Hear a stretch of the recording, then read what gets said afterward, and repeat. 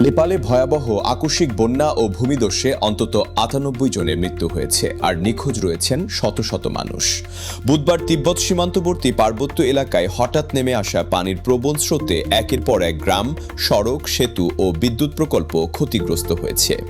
নেপালের কর্মকর্তারা জানিয়েছেন, বন্যা ও ভূমিধসের ঘটনায় ৩৮৪ জন পর্যটক নিখোঁজ হয়েছেন।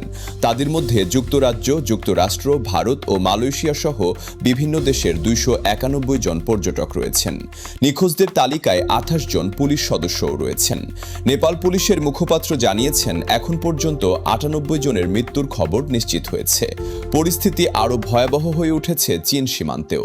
তিব্বতের গিরং এলাকায় ভূমিধসের ঘটনায় অন্তত ৩ জন নিহত এবং ২৬৫ জন নিখোঁজ রয়েছেন বলে জানিয়েছে চীনা কর্তৃপক্ষ।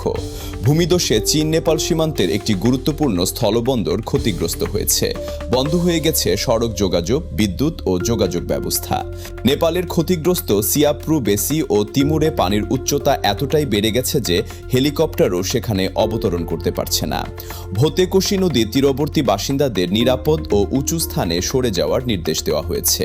নেপালের প্রধানমন্ত্রী বালেন্দ্র শাহ বলেছেন, উদ্ধার, চিকিৎসা, খাবার ও আশ্রয়ের ব্যবস্থা করতে সরকার পুরোপুরি দায়িত্ব নিয়েছে। উদ্ধার কাজে সহায়তার জন্য ভারত ও চীনের কাছেও সহযোগিতা চেয়েছে নেপাল। এদিকে সামাজিক যোগাযোগ মাধ্যমে ছড়িয়ে পড়া ভিডিওতে দেখা গেছে, পাহাড়ি উপত্যকার মধ্য দিয়ে প্রচণ্ড গতিতে কাদা মিশ্রিত পানির স্রোত ছুটে যাচ্ছে আর মুহূর্তের মধ্যে ভেসে যাচ্ছে ঘরবাড়ি, সড়ক ও স্থাপনা। ভারতের বিহারেও সতর্কতা জারি করা হয়েছে। বন্যার পানি সেখানে পৌঁছানোর আশঙ্কায় ৬টি জেলা থেকে মানুষকে সরিয়ে নেওয়ার কাজ শুরু হয়েছে। ডেস্ক রিপোর্ট, আওয়াজ বিডি।